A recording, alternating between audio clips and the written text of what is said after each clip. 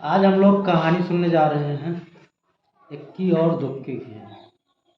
ठीक है, कहानी सब लोग ध्यान से सुनिएगा क्योंकि कहानी के बाद आप लोगों से प्रश्न भी पूछा जाएगा।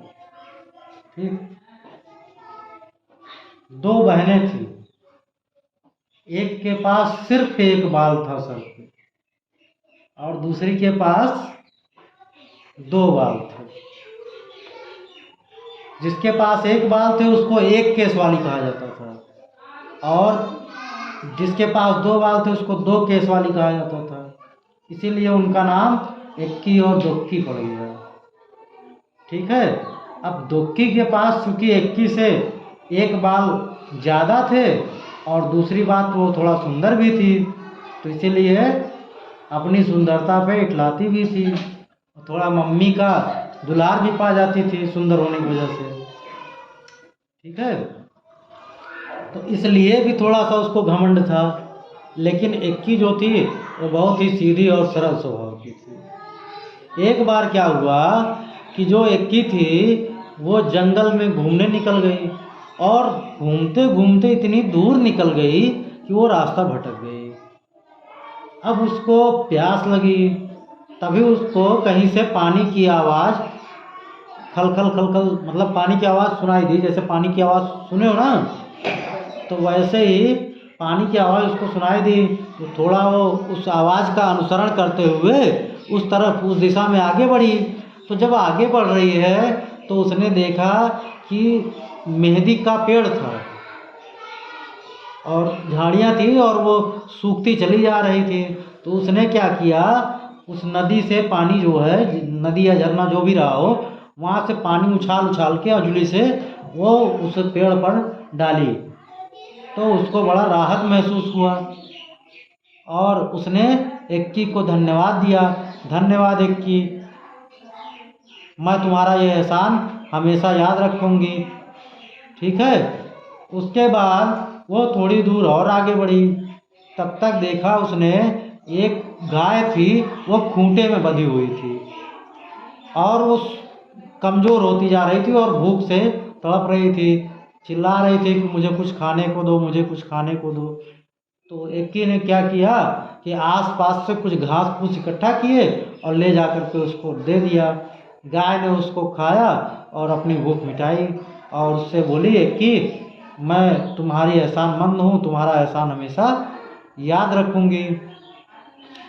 इक्की ने कहा अच्छा। फिर उसके बाद उसको बहुत तेज धूप लग रही थी, गर्मी से परेशान थी, अब उसको भी भूख लगने लगी थी।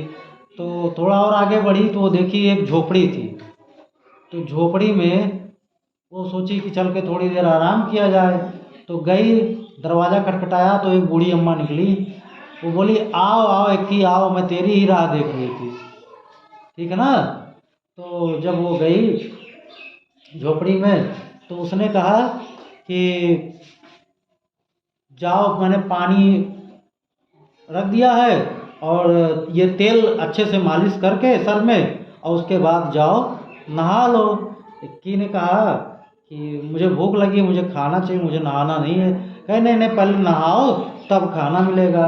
तो बूढ़ी अम्मा की जिद पर वो मान गई और उसने खूब अच्छे से तेल मालिश की सर में, फिर नहाई और जैसे ही उसने तौलिए से अपना सर पोंछा, सारे के सारे बाल उसके आ गए, सुंदर सुंदर बाल।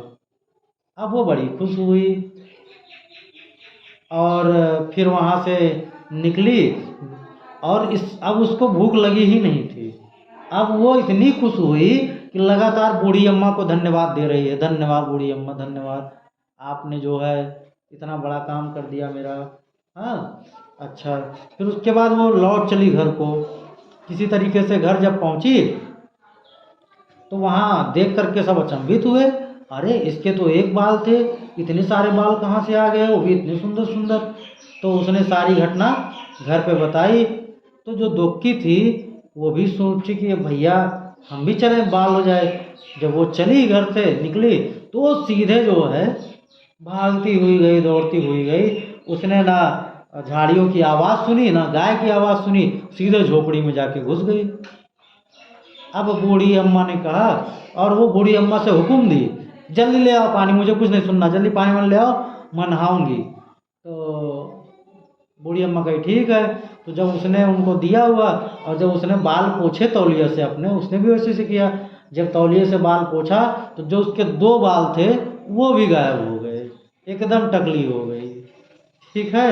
फिर वो रोते रोते घर को लौट आई और रास्ते में उसको ये एहसास हो गया कि हमने क्या गलती की थी और क्यों जो है हमारे साथ ऐसा हुआ। तो इस कहानी से हमें क्या शिक्षा मिलती है कि परिस्थितियां चाहे जैसी भी हों, कभी घमंड नहीं करना चाहिए, कभी किसी का उपहास नहीं उड़ाना चाहिए, किसी का मजाक नहीं उड़ाना चाहिए।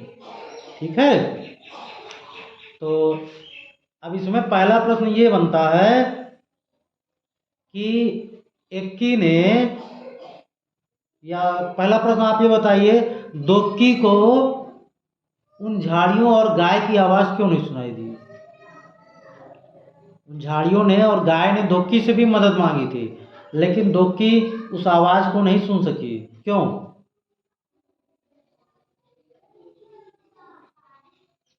क्योंकि वो भागती हुई जा रही, भागती हुई झोपड़ी की तरफ जा रही थी, एक ही धुन में थी कि बस हमको बाल मिल जाए। वो स्वार्थ में अंधी थी, घमंड में चूर थी, इसलिए उसको उन पर कोई दया नहीं आई, उनकी कोई आवाज़ सुनाई नहीं दी। लेकिन एक्की क्या थी? सरल स्वभाव की थी, नम्र थी, उसके अंदर अहंकार नहीं था, इसलिए वो उनकी आवाज़ सुनी और उनकी मदद की। अच्छा, एक्की ने झाड़ियों की और गाय की मदद कैसे की थी? पानी से और हाँ, झाड़ियों पर पानी डाल करके और गाय को घास खिला करके, है ना। तो इस तरीके से एक्की ने झाड़ियों और घास की मदद की थी। ठीक है। तो आप लोग भी जीवन में अवसर मिले तो एक दूसरे का सहयोग करिए, जिसको ज़रूरत हो ज़रूरतमंद की मदद करिए, किसी का उपहास कभी मत उड़ाइए। ठीक है। ताली बजाइए एक बार सब लोग।